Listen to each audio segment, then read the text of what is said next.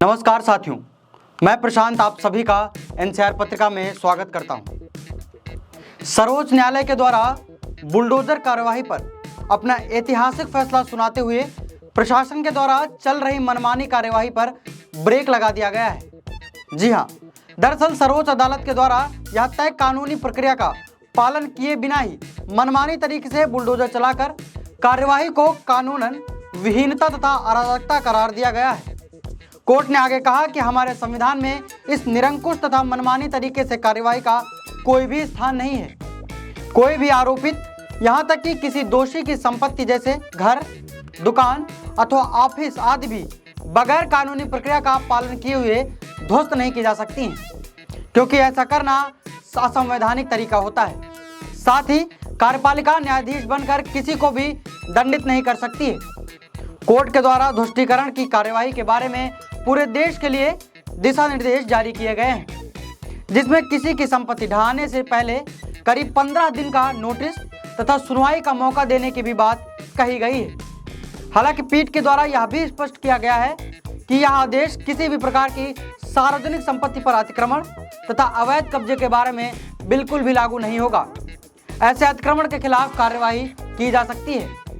आपको बता दें कि जस्टिस BR गवई तथा जस्टिस KV विश्वनाथन की पीठ के द्वारा बुलडोजर कार्यवाही के विरुद्ध दाखिल की गई जमीयत उलमाए हिंद एवं अन्य की याचिकाओं पर ही यह आदेश दिया गया है। हालांकि कोर्ट के द्वारा इस केस का नाम बदलकर ध्वस्तीकरण के मामले पर निर्देश कर दिया गया था।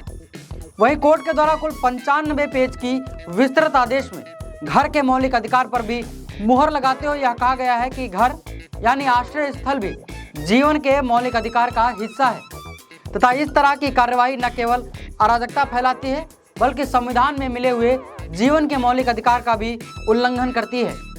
सुप्रीम कोर्ट के द्वारा मनमानी तरीके से बुलडोजर कार्यवाही पर लगाम लगाने हेतु ऐसी कार्यवाही करने वाले सभी अधिकारियों की जिम्मेदारी को भी तय किया गया है।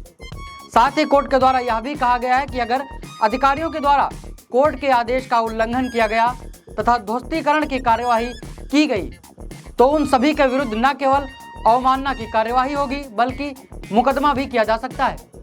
इसके साथ ही ध्वस्तीकरण प्रक्रिया से संबंधित अधिकारी पर पूरी ध्वस्त की गई संपत्ति का पुनर्निर्माण कराने की भी जिम्मेदारी होगी तथा खर्च उस अधिकारी की जेब से ही लिया जाएगा।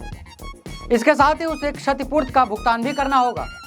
आपको बता दें कि कारण बताओ नोटिस दिए बिना किसी पर भी ध्वस्तीकरण की कार्यवाही नहीं की जा सकती है। वहीं इसके जवाब के लिए करीब 15 दिन का समय भी अब देना होगा।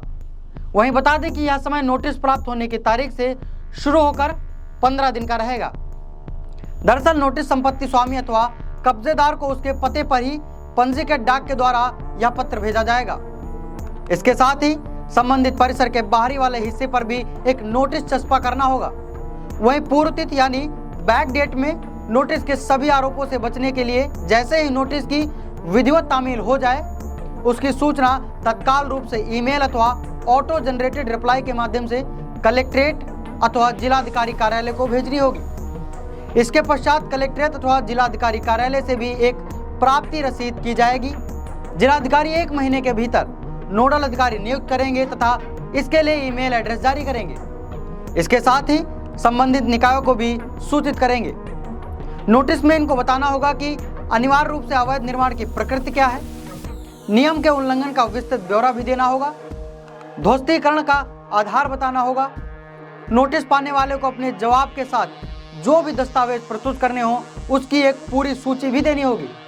इसके साथ ही व्यक्तिगत सुनवाई की तारीख तथा सुनवाई करने वाली अथॉरिटी क्या रहेगी, वहीं पारदर्शिता के लिए पोर्टल की पहचान क्या होगी, इसकी भी पूरी जानकारी देनी पड़ेगी। इसके अतिरिक्त प्रत्येक निकाय तथा स्थानीय प्राधिकरण को करीब 3 महीने के भीतर एक डिजिटल पोर्टल भी बनाना होगा। इस पर सेवा तथा चस्पा किए गए नोटिस समेत कारण बताओ नोटिस, उत्तर तथा उस पर पारित आदेश भी उपलब्ध कराने होंगे। आपको बता दें कि इसके अतिरिक्त नामित प्राधिकारी के द्वारा मामले से संबंधित व्यक्ति को एक व्यक्तिगत सुनवाई का अवसर भी दिया जाएगा। वहीं सुनवाई के दौरान के मिनट्स को नामित प्राधिकारी के द्वारा रिकॉर्ड भी किया जाएगा। सुनवाई के पश्चात नामित प्राधिकारी के द्वारा अंतिम आदेश भी जारी किया जाएगा, जिसमें यह प्रावधान रखना बेहद जरूरी है कि नोटिस देने वाले के तर्क से नामित प्राधिकारी असहमत है तो उसका भी कारण बताइए। साथ ही क्या अनधिकृत निर्माण समन यानी पेनाल्टी देकर नियमित करना योग्य है, और यदि योग्य नहीं है तो उसका क्या कारण होगा।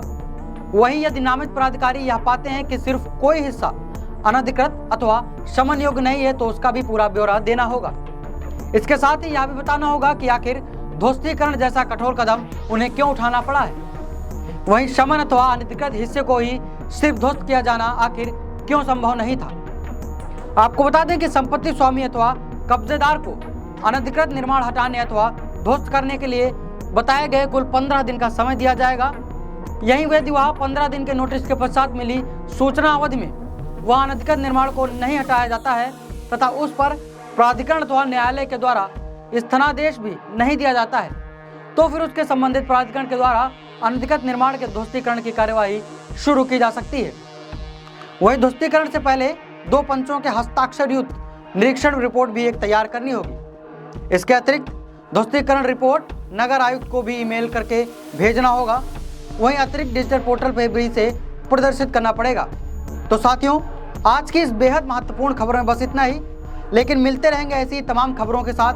तब तक के लिए आप ध्यान रखिए और जुड़े रहिए एनसीआर पत्रिका में। धन्यवाद।